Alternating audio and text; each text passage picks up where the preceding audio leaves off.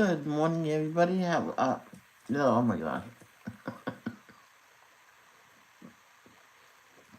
You shut this door.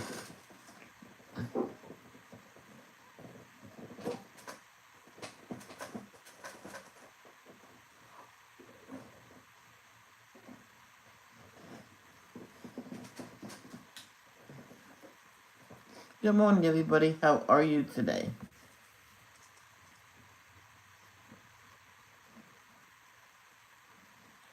Good morning, good morning, good morning.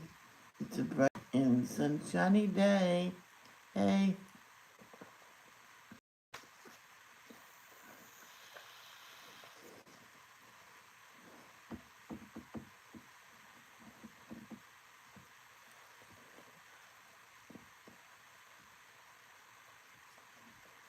No. No, you got your treats. She wants the same treats she wants my breakfast. It's not eggs today. If it's eggs, she definitely gets some. I made her that promise. I don't put nothing in them.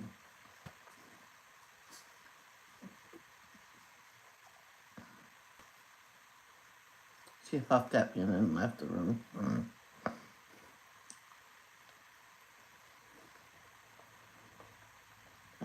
Yeah. Banana nut bread. Make it into banana nut bread, French toast.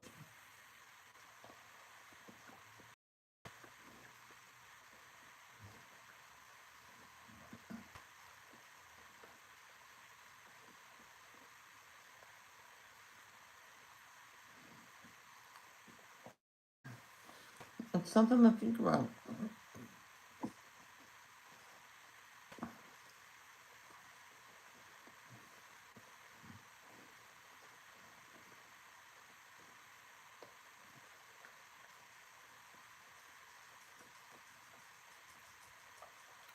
I am late. Yeah. I'm still doing the full thing. Yeah, I gave her some treats.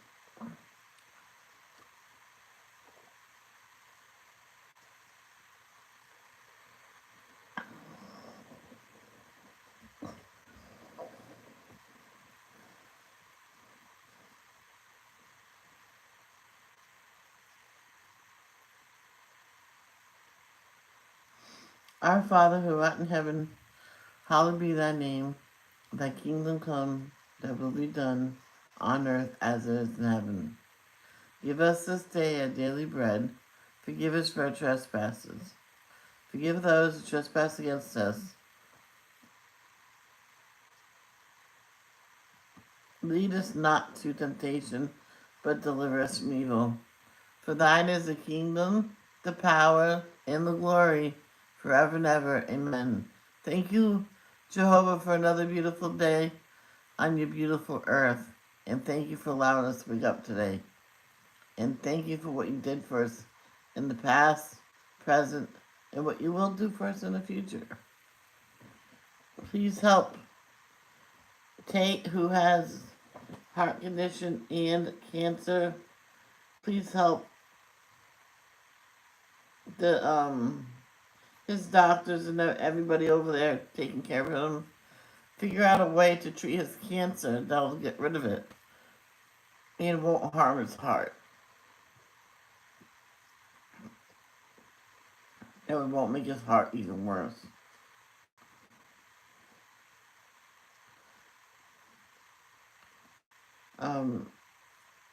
Continue to help Cindy Lee, Lisa, Shannon Doherty,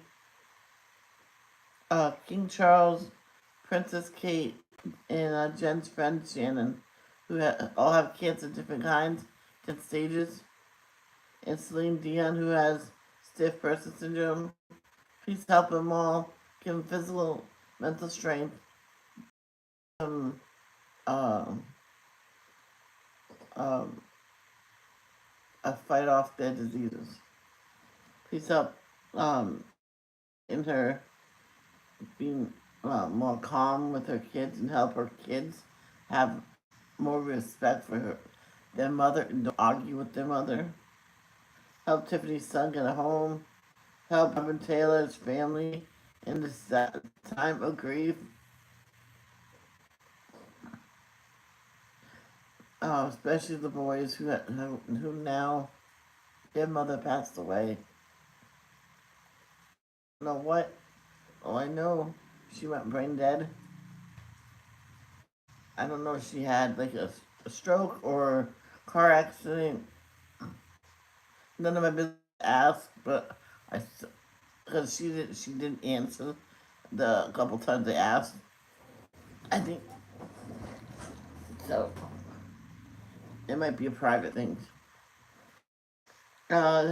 Staying in, get comfortable until so she can enter the time of resting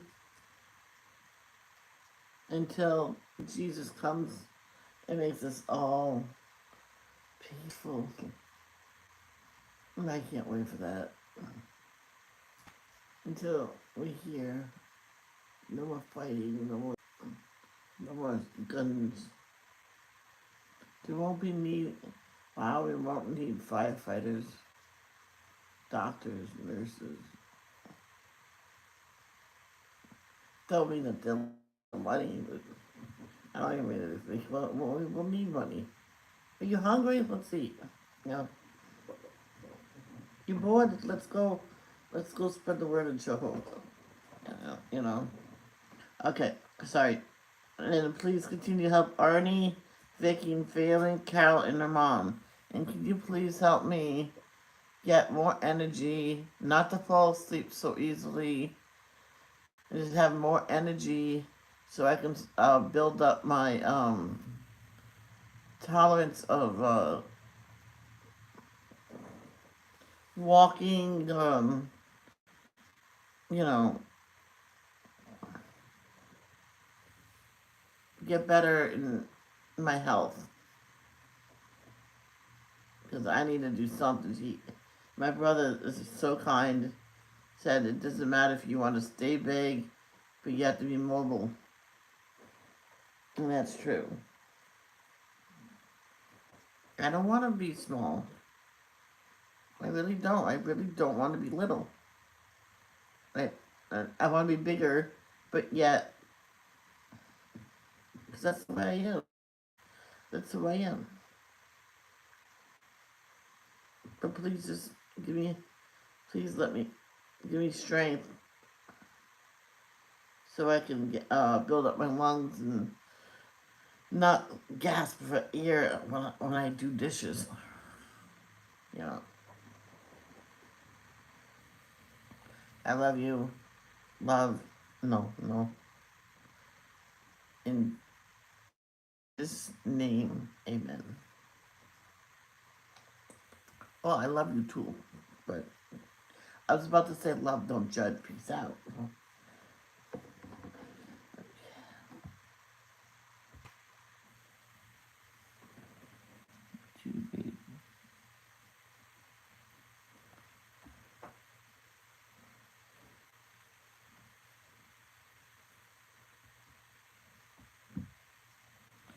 I don't know. Is that the Gibeonites? Or the Gibeonites? We'll find out.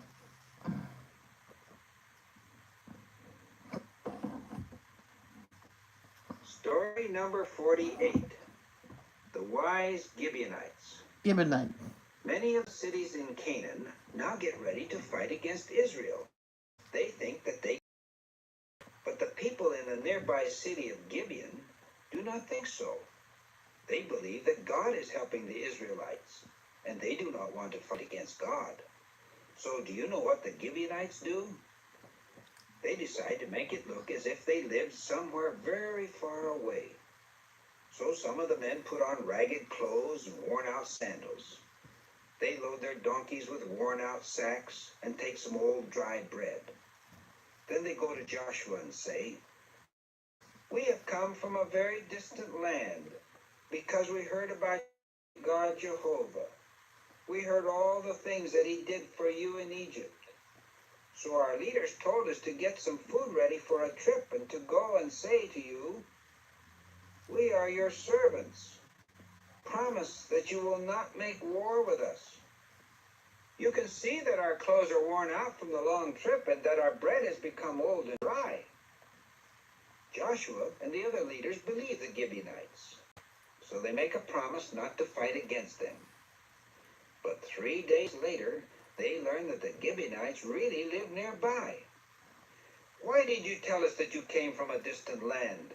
Joshua asks them. The Gibeonites answered, 'We did so because we were told that your God Jehovah had promised to give all this land of Canaan to you. We were afraid that you would kill us.' But the Israelites keep their promise, and they do not kill the Gibeonites. Instead, they make them their servants. The king of Jerusalem is angry because the Gibeonites have made peace with Israel. So he says to 4 other kings, 'Come and help me to fight Gibeon.' And that is what these 5 kings do. Were the Gibeonites wise to make peace with Israel, which now causes these kings to come to fight against them? That's it. No more. No more. All gone. Sorry. Story number 49. Oh, oops.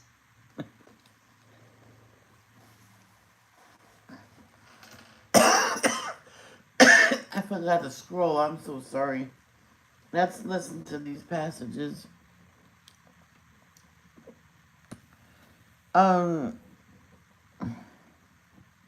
Joshua chapter 9, verses 1 through 27, most likely the whole chapter. We don't have too many whole chapters.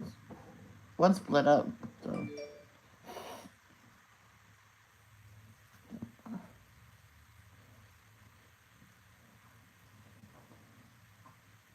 When all the kings who were on the west side of the Jordan heard what had happened, those in the mountainous region, in the Shephelah, along the entire coast of the Great Sea, and in front of Lebanon, the Hittites, the Amorites, the Canaanites, the Perizzites, the Hivites, and the Jebusites, they formed an alliance to fight against Joshua and Israel. The inhabitants of Gibeon also heard what Joshua had done to Jericho and Ai. So they acted shrewdly and put provisions into worn-out sacks on their donkeys, along with worn-out wineskins that had burst and had been mended. They also had worn-out and patched sandals on their feet, and they were wearing worn-out garments. All the bread of their provisions was dry and crumbly. Then they went to Joshua at the camp at Gilgal and said to him and the men of Israel, "We have come from a distant land. Now make a covenant with us." But the men of Israel said to the Hivites, "Perhaps you are living near us, so how can we make a covenant with you?" They replied to Joshua, "We are your servants." Then Joshua said to them, "Who are you, and where do you come from?" At this they said to him, "Your servants have come from a very distant land out of regard for the name of Jehovah God. As we have heard about his fame, and about all he did in Egypt, about all he did to the 2 kings of the Amorites, who were on the other side of the Jordan, King Sihon of Heshbon, and King Og of Bashan, who was in Ashtaroth. So our elders and all the inhabitants of our land told us, 'Take provisions with you for the journey, and go to meet them. Tell them, we will be your servants. Now make a covenant with us.' This bread that we took was still hot on the day we left our houses to come here to you. Now you can see it is dry and crumbly. And these wineskins were new when we filled them, but now they have burst. And our garments and sandals have worn out the great length of the journey." At that the men took some of their provisions, but they did not inquire of Jehovah. So Joshua made peace with them and made a covenant with them to let them live. And that is what the chieftains of the assembly swore to them in an oath. At the end of 3 days, after they made a covenant with them, they heard that they lived nearby, in their vicinity. Then the Israelites set out and came to their cities on the 3rd day. Their cities were Gibeon, Kephirah, Beeroth, and Kiriath Jearim. But the Israelites did not attack them, because the chieftains of the assembly had sworn an oath to them by Jehovah, the God of Israel. So all the assembly began to murmur against the chieftains. All the chieftains said to the entire assembly, "Since we swore an oath to them by Jehovah the God of Israel, we are not allowed to hurt them. This is what we will do. We will let them live, so that there is no indignation against us because of the oath that we swore to them." And the chieftains added, "Let them live, but let them become gatherers of wood and drawers of water for all the assembly." This is what the chieftains promised them. Joshua now called them and said to them, "Why did you trick us by saying, 'We are from a place very far away from you,' when you really live right among us? From now on you are cursed, and you will always occupy a slave's position as gatherers of wood and drawers of water for the house of my God." They answered Joshua, "It was because your servants were plainly told that Jehovah your God had commanded Moses his servant to give you all the land and to annihilate all its inhabitants from before you. So we were afraid for our lives because of you, and that is why we did this. Now we are at your mercy. Do to us whatever you think is good and right." And that is what he did with them. He saved them from the hands of the Israelites, and they did not kill them. But that day Joshua made them gatherers of wood and drawers of water for the assembly and for Jehovah's altar, at the place that he should choose, and they remain so to this day.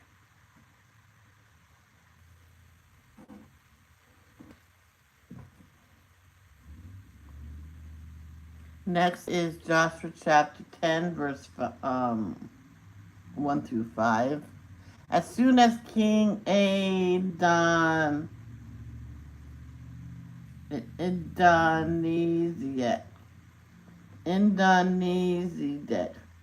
of Jerusalem heard that Joshua had captured Ai and devoted it to destruction, doing to Ai and its king just as he had done to Jericho and its king.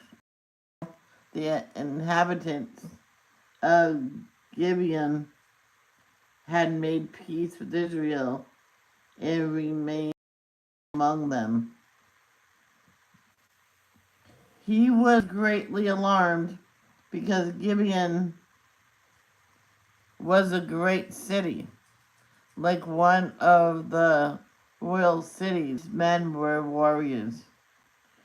So they I just said this one, didn't I?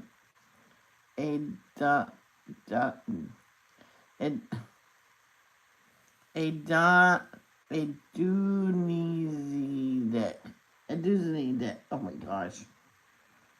Well, let's look it up. I cannot do that one.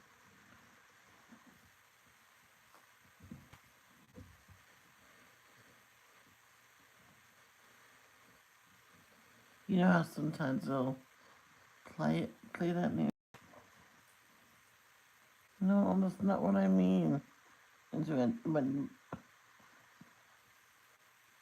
how do you say? You know.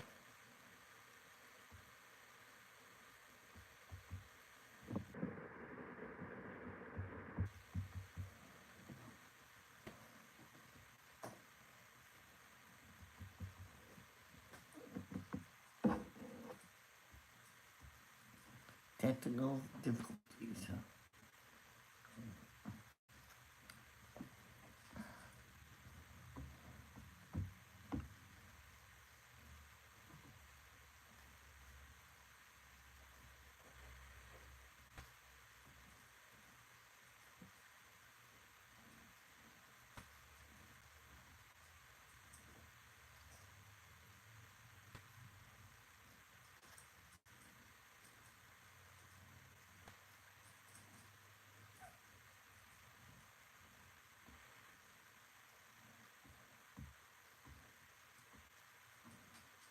Let's just listen to this one. Okay. This is why I let them read it, because they'll say the words correct, and they'll, you know, and they're quicker.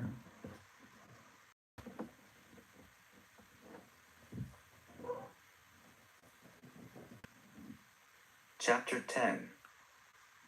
As soon as King Adonizedek of Jerusalem heard that Joshua had captured Ai and devoted it to destruction, doing to Ai and its king just as he had done to Jericho and its king, and how the inhabitants of Gibeon had made peace with Israel and remained among them, he was greatly alarmed, because Gibeon was a great city, like one of the royal cities.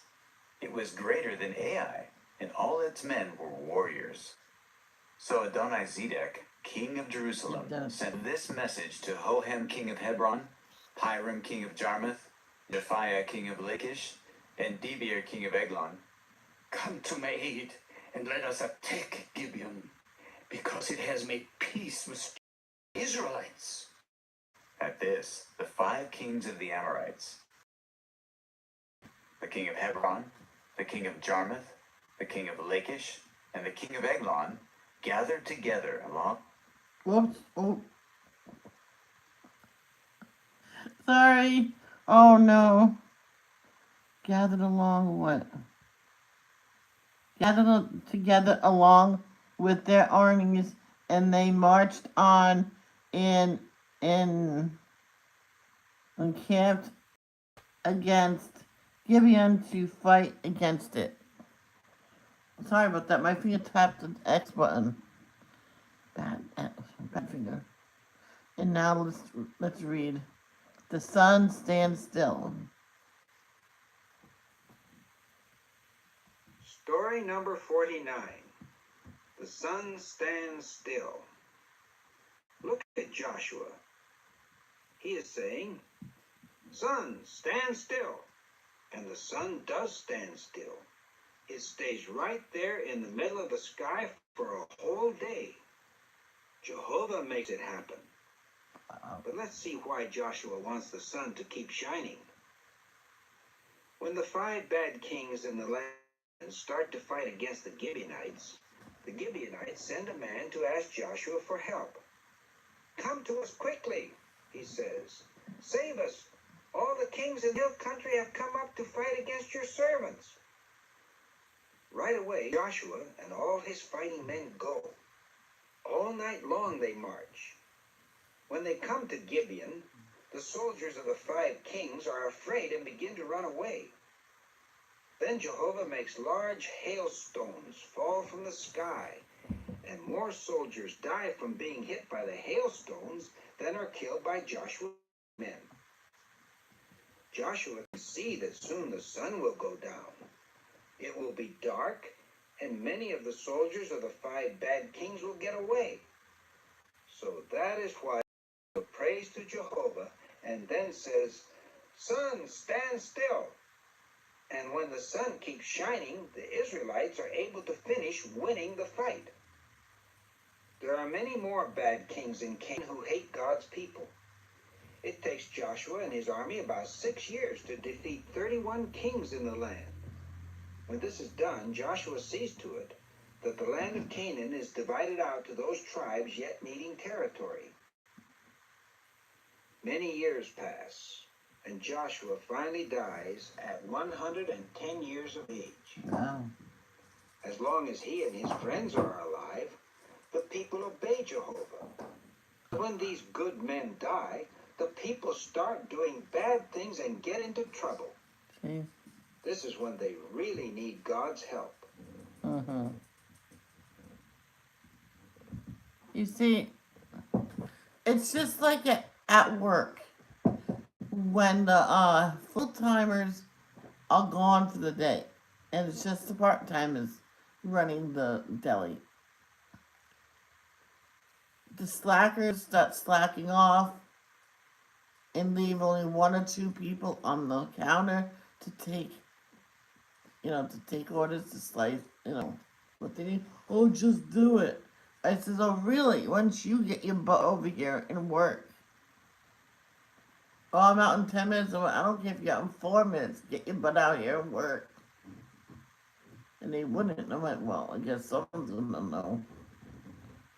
And the store manager says, who's supposed to be here with you? Oh, I'm coming. I'm like, yeah. He was here the whole time you were yelling at me about that you're out in 10 minutes. So what? So when you're out, I was supposed to be gone already. She says, okay, you go, and I'll figure out something here. So our supervisor had to come back. She wasn't off the property yet, and yelled at the person, if you do that again, you're out of here. And that means you. No, me. What? So, he says, I'm sorry.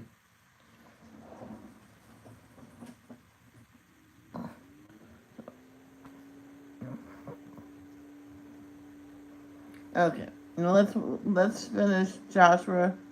So chapter 10, verses 6 through 5. Now we just read 1 through 5.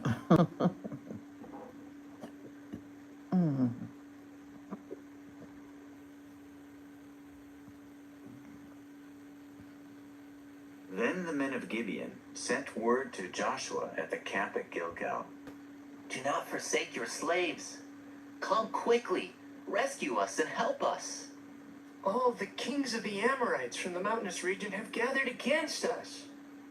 So Joshua went up from Gilgal with all the fighting men and the mighty warriors. Jehovah then said to Joshua, do not be afraid of them, for I have handed them over to you. Not one of them will be able to stand against you. Joshua came against them by surprise after marching all night long from Gilgal. Jehovah threw them into confusion before Israel, and they inflicted a great slaughter on them at Gibeon, pursuing them by way of the ascent of Beth-horon, and striking them down as far as Azekah and Makkedah. While they were fleeing from Israel and were on the descent of Beth-horon, Jehovah hurled great hailstones from the sky on them as far as Azekah, and they perished. In fact, more died from the hail than from the sword of the Israelites. It was then, on the day that Jehovah routed the Amorites before the eyes of the Israelites, that Joshua said to Jehovah before Israel, sun, stand still over Gibeon, and moon, over the valley of Aijalon. So the sun stood still, and the moon did not move until the nation could take vengeance on its enemies. Is it not written in the book of Jashar? The sun stood still in the middle of the sky and did not hasten to set for about a whole day. There has never been a day like that one, either before it or after it, when Jehovah listened to the voice of a man, for Jehovah was fighting for Israel. After that, Joshua, together with all Israel, returned to the camp at Gilgal. Meanwhile, Okay.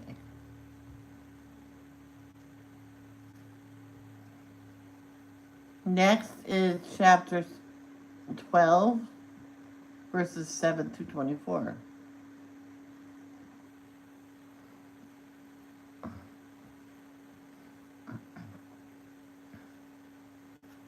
these are the kings of the land whom Joshua and the Israelites defeated on the west side of the Jordan, from Baal-gad in the valley of Lebanon and as far as Mount Halak, which goes up to Seir. After which Joshua gave their land to the tribes of Israel as a possession by their shares, in the mountainous region, in the Shephelah, in the Arabah, on the slopes, in the wilderness, and in the Negeb, the land of the Hittites, the Amorites, the Canaanites, the Perizzites, the Hivites, and the Jebusites. The king of Jericho, 1. The king of Ai, which was beside Bethel, 1. The king of Jerusalem, 1. The king of Hebron, 1. The king of Jarmuth, 1. The king of Lachish, 1. The king of Eglon, 1. The king of Gezer, 1. The king of Debir, 1. The king of Geder, 1. The king of Hormah, 1. The king of Arad, 1. The king of Libnah, 1. The king of Adullam, 1. The king of Makkedah, 1. The king of Bethel, 1. The king of Tappuah, 1. The king of Hepher, Makita. 1. Oh, The king of Aphek, 1. The king of Lasharon, 1. The king of Madon, 1. The king of Hazor, 1. The king of Shimron Meron, 1. The king of Akshaph, 1. The king of Taanach, 1. The king of Megiddo, 1. The king of Kedesh, 1. The king of Jokneam and Carmel, 1. The king of Dor on the slopes of Dor, 1. The king of Goyim in Gilgal, 1. The king of Tirzah, 1. A total of 31 kings. wow. Why can't they say the one is each and just name all the names?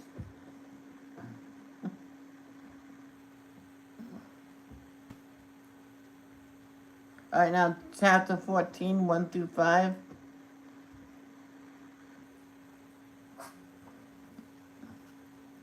Now this is what the Israelites took as an inheritance in the land of Canaan, which Eleazar the priest and Joshua the son of Nun and the heads of the paternal houses of the tribes of Israel gave them to inherit. Their inheritance was by lot, just as Jehovah had commanded through Moses for the 9.5 tribes. Moses had given the inheritance of the other 2.5 tribes on the other side of the Jordan, and to the Levites he did not give an inheritance among them. The descendants of Joseph were considered 2 tribes, Manasseh and Ephraim, and they did not give a share in the land to the Levites, except cities to dwell in, and their pastures for their livestock and their property. So the Israelites apportioned the land, just as Jehovah had commanded Moses. Then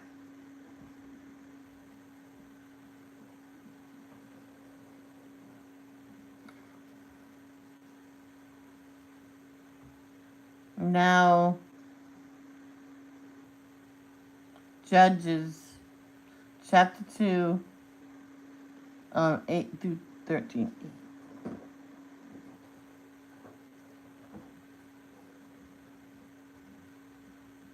Let me try to read it.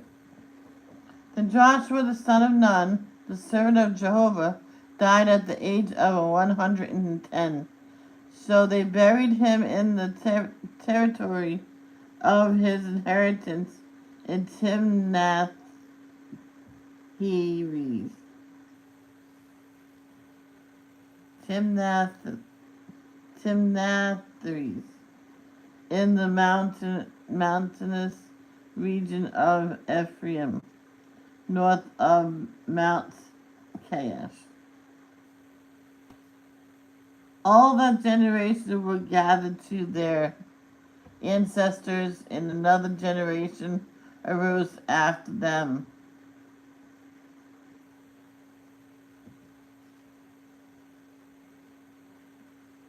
That did not know Jehovah or what he had done for Israel. So the Israelites did what was bad in the eyes of Jehovah and served the Baals. Thus they abandoned Jehovah,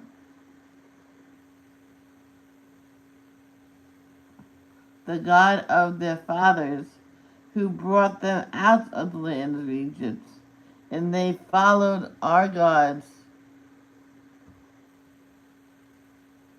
the gods of the people who were all around them, and they bowed down to them and offended Jehovah. They abandoned Jehovah and served Baal and the Ashtoreth images. Don't abandon Jehovah.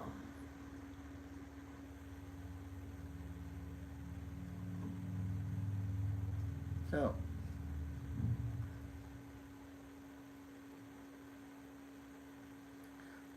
I will see you later on for pride coloring. So I love you.